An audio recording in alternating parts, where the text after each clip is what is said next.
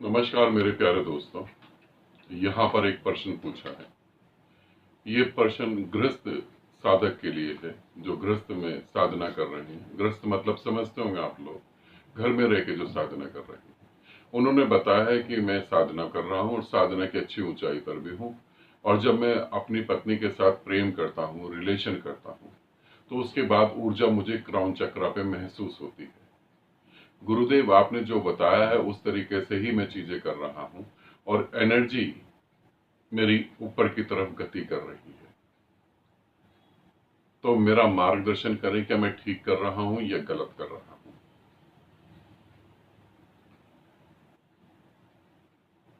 थोड़ा सा समझने की कोशिश करेंगे तो क्लियर हो जाएगा। एक उदाहरण देके अपनी बात को शुरू करता हूं। यूं समझें कि कभी आपने मीठा नहीं खाया, कभी भी जिंदगी में आपने मीठा नहीं खाया है, और मीठे की जगह आप कुछ और खा रहे हैं, और मैं कह रहा हूं कि मीठा खाने पर ऐसा महसूस होता है, और मीठा आपके पास है नहीं। फिर आप क्या करते हैं, आप कोई चीज खाते हैं और आप कहते हैं ऐसा महसूस हो रहा है। मैं कहता हूं कि चीनी चीनी जो हम खाते हैं, चीनी की मिठास जो है वो बड़ी अद्भुत है और बहुत ज्यादा अंदर तक चली जाती है, और चीनी को, शुगर को डाइजेस्ट करने में भी बहुत टाइम लगता है, मगर वो है बड़ी अच्छी। बड़ा मजा आता है जब ज्यादा मात्रा में शुगर कंज्यूम करते हैं, शुगर ले लेते हैं, शुगर खाते हैं, तो एक नींद सी भी आती है, एक मस्ती सी भी आती है। अब चीनी तो आपके पास है नहीं। अब आप क्या करते हैं, आप कहते हैं अच्छा मतलब मीठा, आप आम खा लेते हैं, आप और फ्रूट खा लेते हैं, आप शहद पी लेते हैं। आप कहते हैं गुरुदेव जो आप कह रहे हैं वैसा ही हो रहा है, वह वाकई में बहुत मीठा है, और वाकई में इनको डाइजेस्ट करने में बहुत टाइम लगता है। मैं जो कह रहा हूं और जो तुम समझ के कर रहे हो, दोनों में बहुत बड़ा फर्क है, इसे समझना। क्योंकि मैं जब तुम्हें विधि अपने शब्दों में बता रहा हूं और वो विधि तुम समझ के करने जा रहे हो, और वो करने के बाद जो तुम्हें रिजल्ट मिल रहे हैं वो रिजल्ट नहीं है जिनके बारे में मैं कह रहा हूं।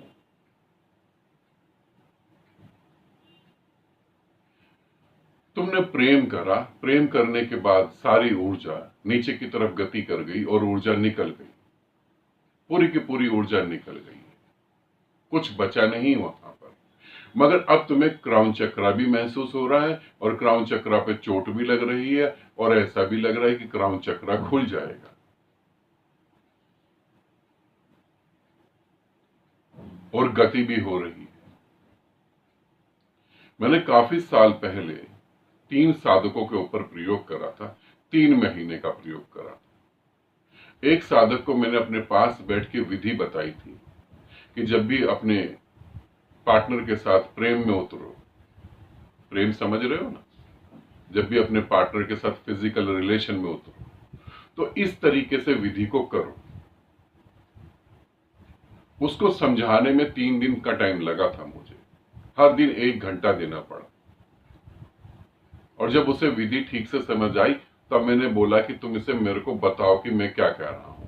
तब उसने मुझे बताया कि आप ऐसा कह रहे हैं और ऐसा करना है, फिजिकल एक्टिविटी ऐसी होनी चाहिए, साइकोलॉजिकल एक्टिविटी ऐसी होनी चाहिए, और फिर उसके बाद ऐसा महसूस होगा। मैंने कहा बिल्कुल ठीक है। कुछ बातें मैंने छुपा दी जो जरूरी भी है, नहीं उनका मन कल्पना कर लेता।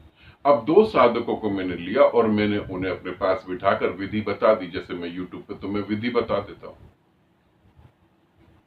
कि काम वासना में उतरो और फिर मौन बैठ जाओ, और फिर देखो तुम्हारी गति बढ़ेगी। और यही मैंने उसको अलग से एक साधक को समझाया, 2 को ऐसे बता दिया। अब 3 महीने का प्रयोग था, अब 3 महीने साधना चालू हो गई, इन्होंने करा।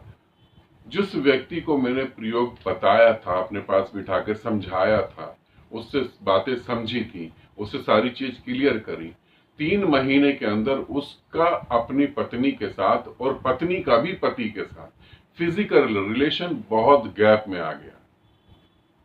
पत्नी के अंदर कोई डिमांड नहीं उठ रही थी, पति के अंदर भी कोई डिमांड नहीं उठ रही थी। मैंने कहा कि हो सकता है तुम इसे दबा रहे हो, तुम ऐसा करो कुछ दिन के लिए तुम बिना कपड़ों के ही सो जाओ। बिना कपड़े के भी सोए मगर कुछ इच्छा नहीं, कहीं कोई तरंगी नहीं उठ रही। क्यों नहीं उठ रही थी कि इतना आनंद उनके अंदर खुद ही बरस रहा था, अब उन्हें शरीर की जरूरत नहीं थी।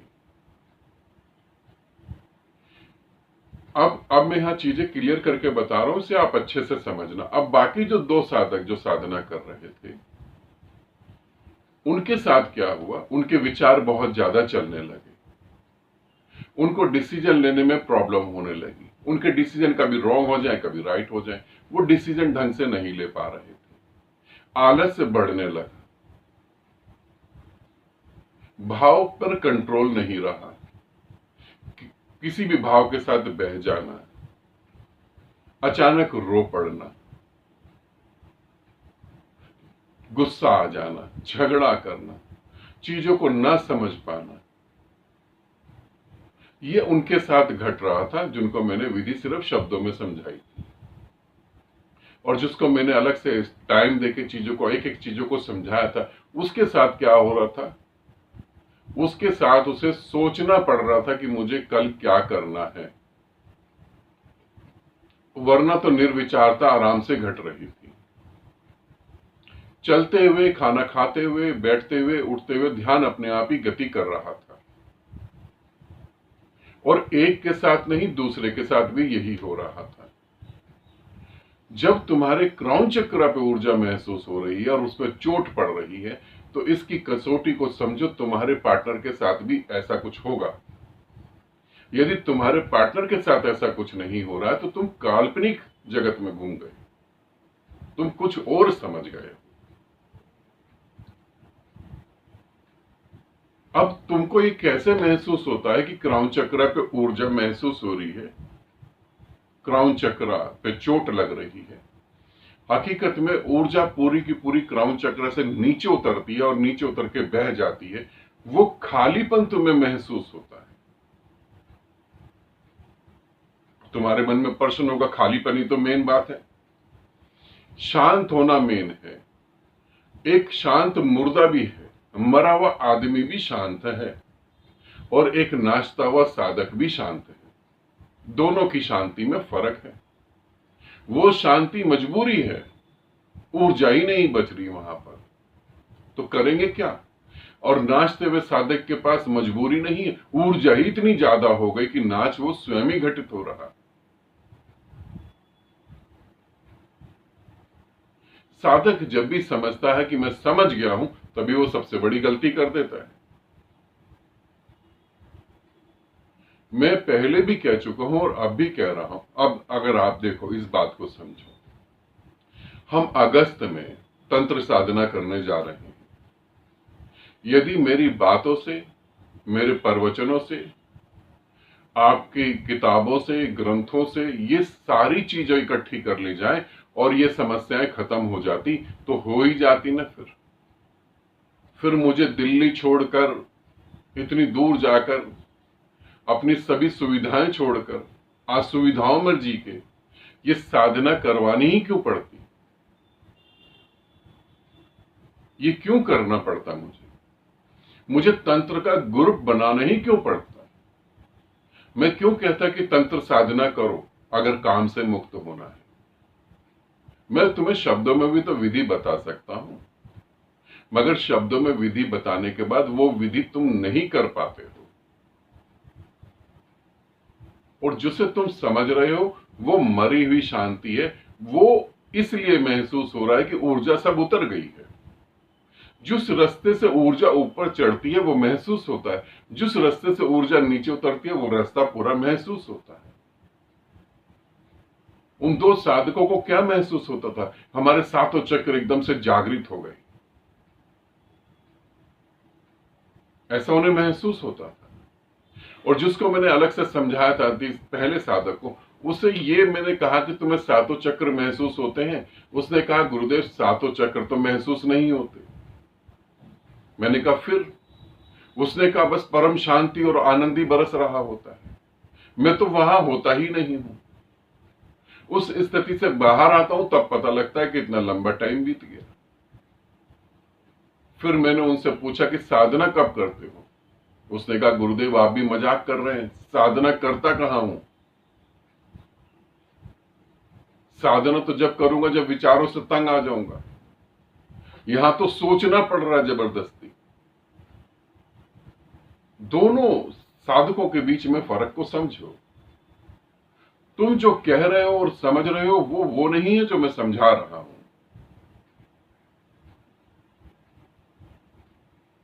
क्राउन चक्र पे ऊर्जा जा रही है और गति कर रही है, और तुम्हारे साथ जो तुम्हारे प्रेम संबंध में उतर रहा है उसके ऊपर एक तरंग तक भी नहीं आई। तुम किसी बुद्ध के पास बैठो तो उसकी ऊर्जा में तुम डूब जाते हो।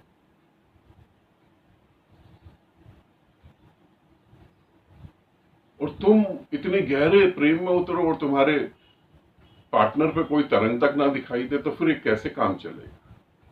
तुम मन की कल्पनाओं में खो रहे हो अपने आप। और यदि ऐसा होता तो मैं ग्रुप नहीं बनाता, मैं शिविर नहीं लेता।